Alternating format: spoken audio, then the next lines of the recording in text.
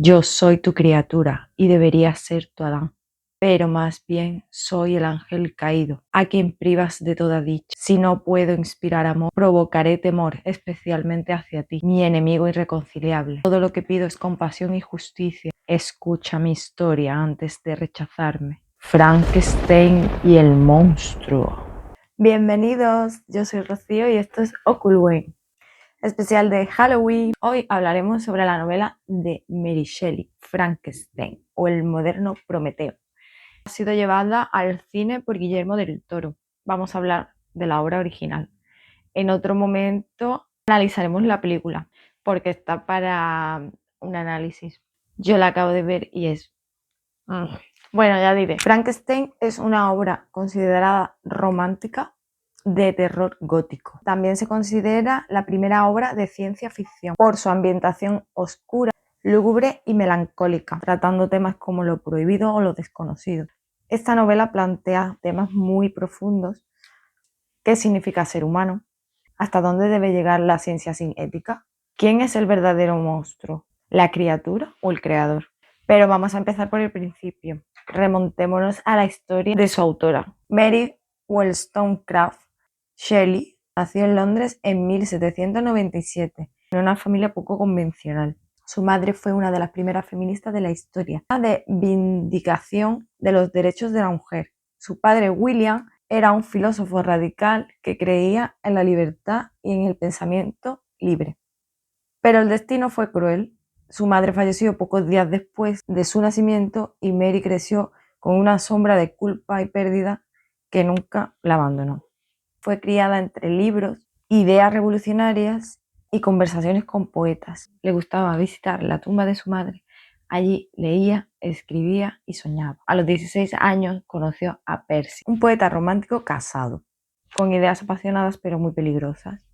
Se enamoraron y huyeron juntos a Europa, desafiando así todas las normas de su tiempo. En esa época vivieron entre la pobreza, viajes y escándalos. Y aquí comenzó el nacimiento de Frankenstein. En verano de 1816, Mary y Percy se refugiaron con Lord Byron en Suiza, en la famosa villa Diodati. Este fue el famoso año sin verano. Encerrados pasaban las noches contando historias de fantasmas. Entonces Byron propuso un reto, un juego. Cada uno escribiría una historia de terror y el que diera más miedo ganaría. Esa misma noche Mary tuvo un sueño donde vio a un científico y a la criatura. Y aquí comienza la historia de la novela. La novela comienza con una serie de cartas que el explorador Robert Walton escribe a su hermana desde el Ártico. Walton narra cómo intenta llegar al Polo Norte y en medio de su búsqueda encuentra al moribundo Víctor Frankenstein y Víctor le cuenta su historia y le dice, buscaba el conocimiento y la sabiduría y he aquí, ha ganado la miseria. Víctor crece en Ginebra, en una familia amorosa. Desde pequeño siente una gran curiosidad obsesiva por los secretos de la vida y de la naturaleza. Estudia los secretos de alquimistas antiguos y más tarde se interesa por la ciencia moderna. Y cuando entra a la universidad decide descubrir los secretos de la vida. Cita. Y dice, la vida y la muerte me parecen límites ideales que yo debería romper antes de derramar un torrente de luz en nuestro mundo oscuro. Aquí vemos su arrogancia científica. Quiere ser un nuevo Prometeo, un dios, un creador. Y entonces descubrimos la creación del invento científico de nuestro querido Víctor, la creación del monstruo, el despertar de la criatura. Víctor Frankenstein, exhausto, contempla su creación, el cuerpo que él mismo ensambló, una mezcla de carne robada de tumbas y miembros cosidos con precisión casi divina. Yace sobre la mesa inmóvil, pero entonces la chispa, un destello, un estremecimiento. Los músculos del cuello se tensan, el pecho se eleva y los ojos amarillos, vidriosos, inhumanos, se abren. Víctor da un paso atrás, pues lo que había soñado como una obra de belleza y de poder se revela como una pesadilla viviente. Su piel amarilla apenas cubre los músculos. Los labios negros se mueven torpemente y una sombra vacía, casi infantil, se forma en su rostro.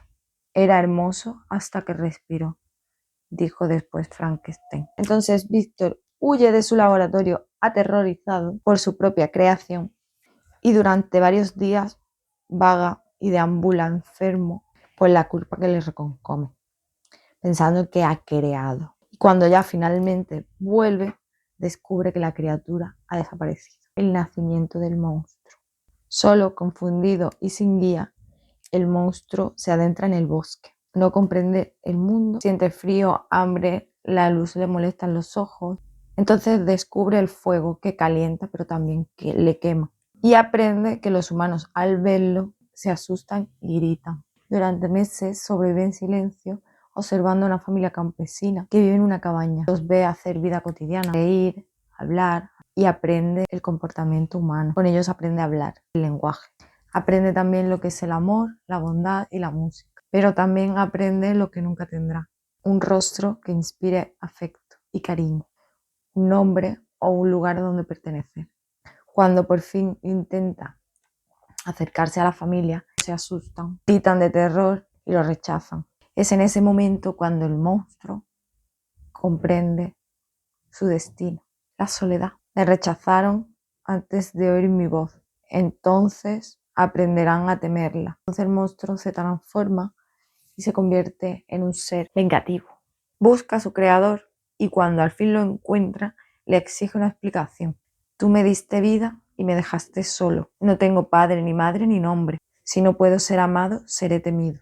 Entonces cuando le pide a Frankenstein que le cree una compañera, alguien como él, para no vivir condenado en la soledad. Víctor duda y al principio cede, pero duda, pero cede. Pero antes de terminar su creación, destruye a la nueva criatura. Es en ese momento cuando nuestro monstruo enloquece de dolor y furia y jura destruir todo lo que nuestro creador ama. A partir de este momento empieza una persecución mortal entre creador y criatura, hasta los confines del hielo, donde solo uno sobrevivirá. La tragedia final. El monstruo cumple su promesa.